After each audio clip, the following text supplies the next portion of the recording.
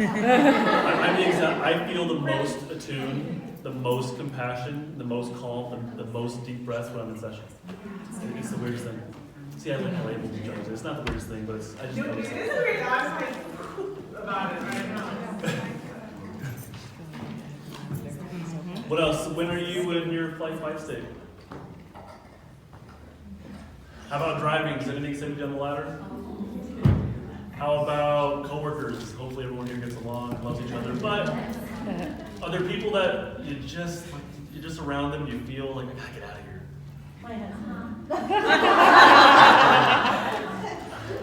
So driving, yeah. Coworkers. How about the school environment? Like, there's some school environments where you just feel that that thing in your chest, where I gotta get to my office, I gotta get out of here, away from that person. Are there certain clients that kind of get you a little bit more charged? Okay. I was just going to say that same thing, that it's kind of taboo as therapists. We feel like we need to be on all the time. We need to be caring and understanding, but the reality is we're triggered in session. It's true. A lot of times, there's kids that come and you go, oh my gosh, this kid again. Or, one that's really difficult to work with that you want to help and you haven't been able to help them. Absolutely. And so you check out and then check back in and then check out and that, like you're great in session until you're not. Oh, yeah, no, Totally. totally. In session until you're not in Totally. your trigger. That's Yeah. the reality. Yeah, and I know for me, one of my triggers is people knocking on my door while I'm in session. And, or my phone ringing, and it's, I get upset because it's like, this is sacred time. And so I notice like, oh. Said that they're aware that they are in this state of fight or flight all the time, and I need to call my therapist because that's genuine and real. Like if you're in touch with that, you can work with that. If you're not, Exactly, yeah. that's the problem, right? Absolutely. Yeah. We as therapists, we have to be mindful. Like I just don't know what else to add to that. It's perfect. The problem is we're not mindful of it, and we're perceiving the world from the states, and we think it's the other person, and really it's like, no, you got your own stuff going. Yeah, absolutely. And like you're not alone. Some people exist more in shutdown, and there's gradients to these. It's the fact that you're aware of it that opens up the next step. What helps you get out of it? What helps you get out of your fight state? To go back up the ladder into hopefully being safe and social. What helps you to get out of that? Maybe a husband's attunement and listening. It never happens. Anybody else? What helps you get out of your fight, please? Maybe positive self-talk and finding the person you actually feel comfortable with. There you go. So being the safe person, positive self-talk, safe person. Yeah. Yeah, physical touch with the same person. Yeah. Or regulation. Totally. Totally. I think for me, being away from my phone, when Mariah said that, I was thinking, because that's the time that you're allowed to not be right by your phone when you're in session, like the door's closed, your emails, your laptop's closed, your phone's away, and especially when I have back to back to back, I feel like I don't have to deal with people texting me or family members texting me, just my outside life, So it's not just the phone, but it's things to do. Yeah. Like things piling up, being overwhelmed. Yeah. Obligations and and all whatnot. get not only work stuff throughout the day, but I don't know, mom or dad or brothers and sisters, some totally. type of outside life related things we have to deal with through the day. So I love the time where I'm not with my phone. Thank you. I was sharing that I realized I get triggered by a lot of people. And the thing that I almost feed off their energy. So if somebody comes up to me and they're stressed out or overwhelmed, it stresses me out. And so the thing that helps me feel better is I literally have to step away from that person. So change my environment, or like Savannah said, put the phone away so it disconnects me. So that way I can regulate myself. Totally. Yeah, thank you. And what about other things like, do you have a family member who's chronically ill or in the hospital a lot? Have you had to visit the hospital? There's tons of danger cues in the hospital. All those beeps and people talking and phones ringing, there's constant danger cues. So I think just to take away from this is, there's a ton of stuff that could bring us down the ladder. We don't live in a forest, I don't know, where it's sunshiny and birds are chirping. That's not our life. So we are constantly surrounded by, it could be lighting, it could be street sounds, by things that will send us down the ladder. So in this one, we're gonna watch, figure out when is flight active and when is fight active, okay?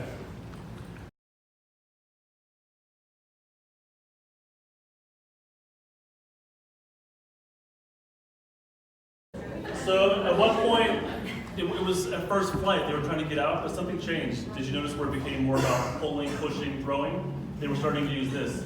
So at some point, it shifted, right? Why did it shift though? Why did it go from flight to fight? If you don't know, that's okay, I'll tell you. Safety.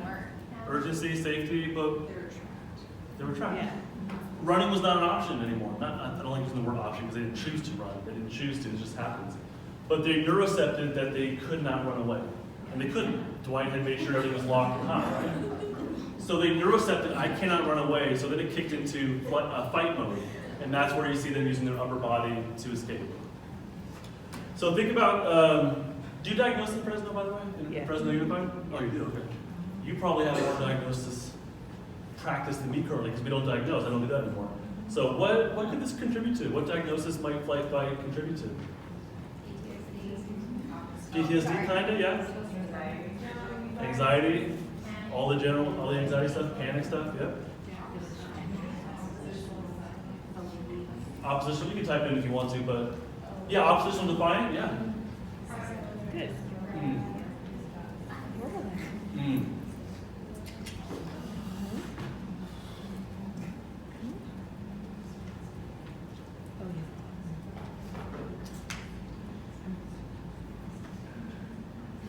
Get the idea, right? So I think we'll talk more about diagnosis because if you're like me and you hear about polyvagal theory, then the next question is like, why are we labeling this stuff through diagnosis? So we'll talk more about that later on. But you kind of get the idea there? Yeah. This can look a lot of different ways. All right. All right, so this is an interesting one here. This is a music clip. I want you to listen with your body, not with your ears. This gets pretty intense. I'll play it for like a minute. All right, so there will be, I will rescue you from this, but let's just listen. But I think it's important to recognize how our body reacts, okay?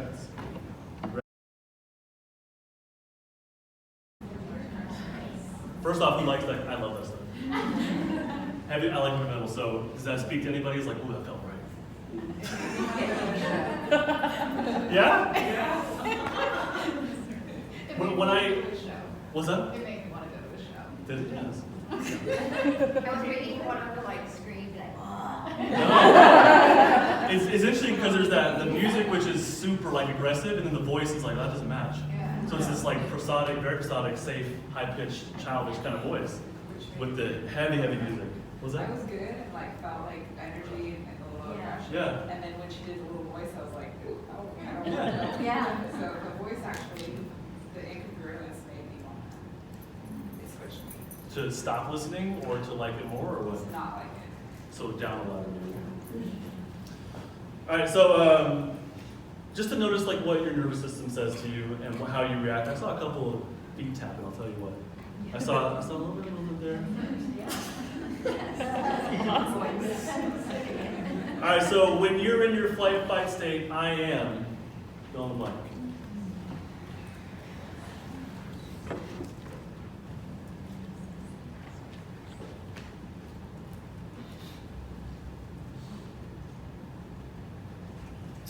Quiet, anxious, stressed, tense, on guard. Confused. Gone. Preparing. A lot of different experiences, right? A lot of different experiences of being flight, fight. So this is when there's danger, I think, and this is our response. But we can also use this system for motivation. Like when I do the podcast, when I'm doing this right now, I'm well within my flight fight system. But I'm also very locked into my safe and social system, so I can balance that with no problem. The kids we work with who don't have the strong safe and social system, that flight fight system is too strong and it causes a lot of problems, honestly, right? Obviously. All right, shutdown. We're gonna do lunch at 12. I'm gonna try and squeeze shutdown in. You ready for it, or do you need a break right now? Is that too much for you? We got a long way to go. All right. Massive drop in blood pressure and heart rate, reduced blood flow to the brain. That's what dissociation is, according to Dr. Porges. Everything's shutting down. Everything's slowing way down, and that includes the brain. So the feeling of that is being detached from your body. That's dissociation, right? Apnea is a temporary cessation of breathing. I have sleep apnea. Anybody else? Not to say, but sleep apnea is where you stop breathing while you sleep. And I have to wear this like mask thing to force air down my lungs. But that's what apnea is. And for someone who's in shutdown, the breathing basically stops a little bit or becomes extremely shallow. Inhibiting movement means we have less need for food because our metabolism's gone down, and pain threshold goes up. So these are ways of surviving. If we're in a shutdown place, it's basically like playing dead or playing possum, that kind of thing. If we're collapsed and we're breathing shallow, that means it's going to look like we're dead. And a potential predators are more likely to walk away from a carcass than they are from a live animal that they chase down. So there's a direct function of survival. This is also a state we enter. We cannot run away. We cannot fight. We collapse. We dissociate. We mobilize. We're playing dead. Not a choice we make. And what's sad is that for people who survive stuff, that afterwards we say, well, why didn't you do anything? But really, they did something. They collapsed. They shut down. Not by choice, but it's just our circuitry is built to do that. They did something. And really, their body survived the situation. They did exactly what they were supposed to do. But when you take away the judgment from it, you can see that it's simply a nervous system function to survive. The other function is that we can end life, potentially. The body is getting ready to die. It's perceiving that death is imminent. So it's taking away the pain, almost as like a last little reprieve or gift before dying. We play dead. When playing dead, numbness. If we don't feel pain, then if the predator is occupied and we don't feel the pain of whatever they did to us, that means we might be able to come out of shutdown, push them away, and then use our legs to run away. So not feeling pain is a huge evolutionary advantage. In dissociation, if I don't have to remember what just happened to me until well later on in life or until I'm safe, if I don't have to remember what just happened to me, again, I can push them away, run danger. But if I'm stuck on what just happened to me and I feel the pain of it, my chances of survival are a lot less. So these have direct survival functions to them.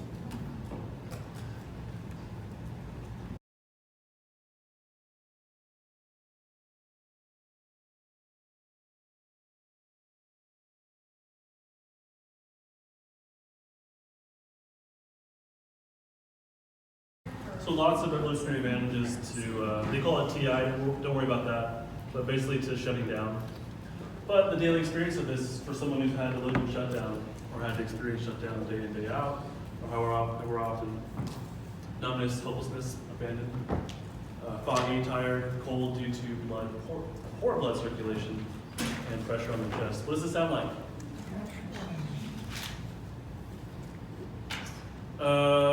We'll do, actually, just out loud, if you want to share, when are you in your shutdown state? It doesn't have to be a full-on shutdown state where you're actually collapsed and passed out, but like, what makes you want to hide and be alone? Or like going into a dark room or something? When are you in your shutdown state? At the end of the day, like, is that, like you just had too much? Engaged all day long, and I just need to start. Too much engagement, yeah? It just wears you out, right? Yeah. Anybody else, anything that brings you to a shutdown state? Or at least a little bit? What was it? Fair enough. A big to-do list? Yeah, okay. All right. Yeah. And I don't want to push you on the shutdown because I know a lot of that comes from probably really painful places, but just recognize that it is there. All of us have it, we all use it. I exist more of a shutdown place. I know that when it's break time, I need to be by myself. And I'm going to grant myself that rather than trying to like socialize it. I don't do both. So I'm going to give myself some alone time. I know my nervous system like is pretty much tapped out at this point, so I'm going to go give myself some alone time. Okay? We all have it. What helps you come out of shutdown? For me, quiet. If I'm really like a true shutdown kind of place where I need to be alone, just having quiet and doing some breathing, I can feel myself working my way up the ladder, and then I know, oh, it's time to listen to some heavy metal music. And like that's my cue, is like, it's time, like I know. And then I do that and I work my way up from there. But like, what helps you come out of a shutdown place? Talking to people, being with safe people? I actually watch The Office. Okay. Oh, Just need to like slow down. there you go. Well, I think there's a difference, like we can watch things, and if we're doing it mindfully and aware that we're coming up, that's one thing. But if we're just distracting ourselves and zoning out, are we staying in the same state? Or are we just distracting ourselves, or are we actually climbing our way up the ladder? And I think it's possible to use things like that to actually climb our ladders. That's why when I listen to heavy metal music, I know I'm coming out of my shutdown place. I had my quiet time, right? And now it's time to go up to this kind of music, or maybe this type of movement, or it's time to draw. And I know like this is my way of working my way up the ladder and getting back to my safe and social place. So there's lots of ways to do so, but usually when it comes to coming out of shutdown, quiet is a big way of doing that. Being calm, being alone, that's okay. Like depressed people, do they hang out and go party? They like to be alone, but being alone, being immobile, that's shutdown. Some images of shutdown. Blank affect. You see how they're kind of like curled inward? In a shutdown place, the body really kind of collapses in on itself. It sort of folds inward. It wants to be small. It wants to be invisible. So all of them are kind of a little bit like inward. Also, there's clutching her chest. She's feeling the pressure on her chest. We don't have a super efficient way of getting out of shutdown or life threat. We can, it's still there, but there's so much stuff that gets in the way, like, judging yourself, other people judging you, beliefs, cultural beliefs, family beliefs, all these things that kind of get in the way of that, or the belief of having to be strong, that's a big one. I have to be strong, I have to deal with this. Wild animals come out of life threat, no problem. They can do that. It's built into them. The situation gets safe enough, they pop up out of it. It's very time limited. They go into sympathetic arousal, so fight mode, and then they use their legs to escape to safety. Getting out of this state, for animals, they can kind of do it all at once, but for us, it kind of requires this gentle return of energy. I don't expect someone who's in a depressive place to go run a mile. It's not realistic. But can they wiggle their toes, first off, and bring mindfulness to that? And can we take a walk around the block? Like there's like little bits and pieces of gentle return of energy. And then also safe and social. Being alone is fine, but having safe people, a safe therapist can help you bring you out of that shutdown place. Safe and social cues like eye contact, smiles, we'll talk about that later on. And sometimes isolation is what you need. Calm, quiet, and then reorienting to the environment with using your eyes, just sort of looking around, grounding yourself using your eyes can help. Getting reacquainted with your own body. Just out loud, or you can type them if you want to, what DSM diagnoses might shutdown contribute to? You can type it in if you want as well, but what do you think? We said depression already. Anything else? What was that? Oh, come from abuse. Yeah, absolutely. Absolutely. But what might a diagnosis be, or what diagnosis might this contribute to? Depression? Kinda, well, that's gonna come up a little bit later on too, but kinda, like that freeze, catatonia kind of thing. It kinda, yeah. Social anxiety.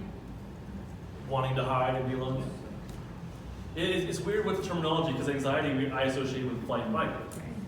But wanting to be alone and hide, I associate that with shutdown. So there's probably a lot of crossover and whatnot. I think it's really important, rather than using diagnoses, I like the words that we're using here in this presentation. To me, this makes a lot more sense. PTSD, definitely a part of that. Social anxiety, dissociative, yeah. Dissociation and shutdown go hand in hand. Adjustment disorder. It could be panic. We'll talk about that a little bit later on after lunch as well. All right, so let's move on. Music piece. Notice how it makes you feel when you listen to her. How to listen with your body, not with your ears, okay?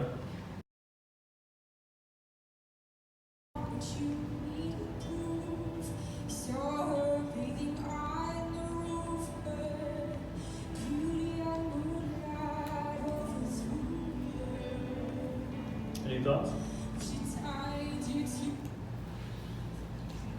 My body getting chills. Where? On the skin or internally? tingly kind of thing. Yeah. A lot of times when we shift state, that's what it feels like. Temperature changes, tingles. Sometimes it's like movements that we don't control. That's a lot of somatic experiencing, fetal routine kind of stuff. But anything else that does bring you down? And like, not that you're actually shutting down, but did it kind of tap into that system? Just peace. More of a peaceful thing for you? Yeah. Her voice is safe, right? But it also is very slow and kind of drags a little bit. So when I hear her voice, when I hear her sing, it taps into that system for me. But that's a much different experience than the heavy metal one, right? Any version of that song is, True. that's a very, Sure. it's a very reflective song, like or whoever singer. It is. It is. And with her though, she had look at her face. It's pained, and she's really coming. It feels like to me like coming out of something, really pulling herself up out of something. Even she's like collapsed and pulling forward, but her voice is safe and kind of brings us out of it. When I'm in my shutdown state, I am. Fill in the blank. If you don't mind, you don't have to, but what does that mean for you?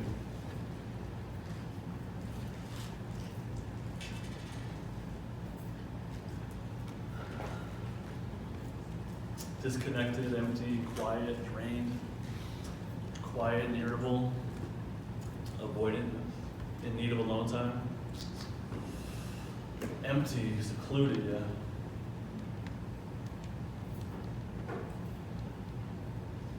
Checked out. Possibly, but you know, Does like, that make sense, what I'm saying? kind of, yeah. And what comes to my mind is that life changes, that there's new stresses, new dynamics, breakups, kids, jobs, job losses, things change throughout life. And there's new stresses as an adult that we don't have as a kid. And so I can't say for your life or anyone's life in particular, but just because we survived as a kid one way doesn't mean that it will always be that way the rest of our life. And we might work our way up out of that and get to a better place, or we might drop down further. But it's very subjective, nervous system to nervous system. I was just gonna say, it seems like it's all a perception of safety. So if you perceive the environment as unsafe, right, and if you perceive that you can get past the threat, then it's gonna activate you to fight. But if you perceive Right. the threat as something that you can't get over, then you collapse and give up. Yeah. So if you have, like maybe when you're young and you have these threats, you don't have the other experiences in life that you feel defeated, so you fight and fight through it. And I think kids are more resilient too, Right. in a lot of ways. So yeah, and I want to be careful about the word perception though. I know what you mean, but the word neuroception takes away the subjective Right. viewpoint. And for myself, I like doing presentations, even though I'm more shut down. I like to do this. I like talking about this stuff. It genuinely excites me. But and doing presentations was not a problem for me, but then all of a sudden it became a problem. My perception, I'm very confident what I can do in my ability to communicate this stuff. I can do this.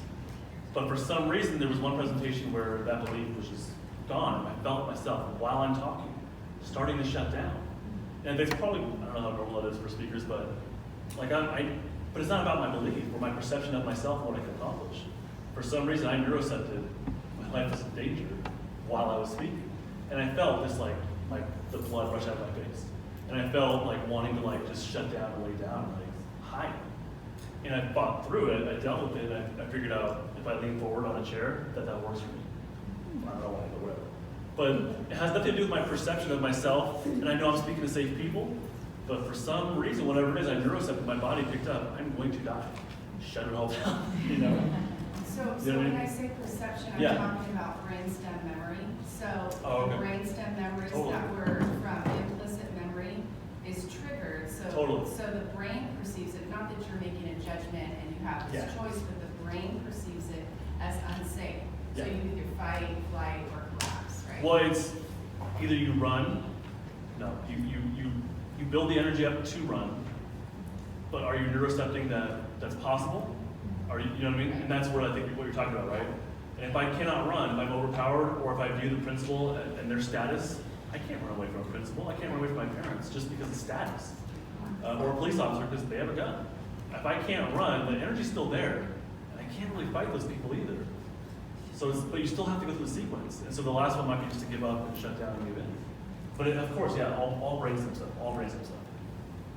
Oh, sorry. Did you have a question? Yeah. Well, I was gonna say too, kind of, like in response to what she said, I've had like similar thoughts on it, like compared to how I handled things when I was younger or now. But I feel like also, looking at the difference between shutting down or stepping away to take care of yourself. Like when you're a kid, you have to survive and you can't get out of, the home you have to go to or the school setting that has a lot less support. We went to school that at night now, so a lot of the times where now I feel shut down, but I'm actually just stepping away to deal with things in a different way, whereas that wasn't an option when we were younger, kind of like she said, because you have to go back to that chaotic home or that chaotic environment that you don't have the control if you get to put yourself there, whereas we do now. To utilize that. More self-care, more. Yeah. Well, that's what I was wondering, More options for like, it. is shutdown always a bad thing? You know, like that it may be, part of. No, it's not.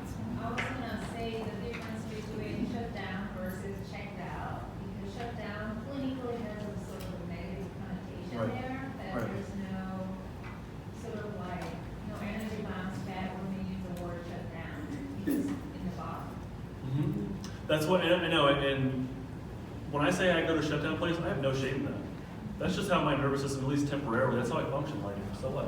I'm able to maximize that, and I get a lot done. Like you would notice that from the outside. I get a ton of stuff done. I'm not just laying around like doing nothing and hiding. I know it's time to check out for a little bit. It's time to like be calm and sit in the dark. And there's a certain chair I have in my office downstairs. It just works. That spot for me just works. There's actually, I know it's almost lunchtime, right? It is lunchtime. There was in our offices at work, we have this big conference area that has all these desks in it. And the first time I walked through there, I saw a desk, and they're like these little cubicle things. I saw one, I'm like, in my mind just like, that's my spot. For some reason, and I don't sit there, that's not my desk to go to, but that spot and that desk, for some reason, is just like, that's a good hiding place. I made that like mental note, not consciously, it just did. And I ended up using that later on. I was in a very, very shut down place at work. My coworkers were all going out to lunch, they invited me. And I could have faked it. It was like a big day, it was our last day together before something. And I could have faked it and pushed through it. I don't work that way. I'm not very good at lying to myself. So I said to them, I'm not going out. I need to be alone. And I was super alone, and I went to that spot. I'm like, it's time to use that spot now. And I went there, and the lights were off. I was alone. That's how I use my lunchtime, is to be quiet in the dark. And by the time lunch was over, I'm like, I worked my way up to fight mode. I went out and played basketball. I used my upper body to play basketball. I ran around alone by myself. And then I'm like, you know what? I'm ready to interact with people. But they were all gone, so they were all out of lunch. I had locked my keys because I was going to go drive and find them. But I worked my way up to my safe and social state. By the time they came back, they saw that, like, you're different. You're acting different. Mercedes, my co-host, she's like, you're different. And I'm like, yeah, I granted myself, I gave myself permission to be in my shutdown place, rather than ignoring it and powering through and faking like I wanted to be around you guys for lunch. And it's not about you guys, it's just, I'm not built for that right now. I can't handle that right now. So I could judge that and label that, which, like, she's right, we do that. Or I could be like, that's just where I'm at, let's roll with it. There's no shame in that. I don't feel ashamed with it. All right, so. Do you say that you energize more when you're alone? Would you energize more socially, or is it kind of like in the middle? You get so much here, and then, okay, I need to do this now. I personally, so it's a tough question, because when I walk into a room like this and I see that I have to pick a spot, I energize to get out of the room. So on that level, I energize. But if I know I need to shut down and be quiet, I let that happen, and that's my step to get energized and come back up. But it's two different, it's like, are you going down the ladder or coming up? And that can be really, really tricky. But once you learn about your system more and more and more, you can realize it's time to come up versus I just need to get the heck out of here because I'm going down. All right? So it's lunchtime. Thank you for hanging through. We've got an hour lunch, right? Yeah, we do. All right, so Yeah. 1 o'clock, long way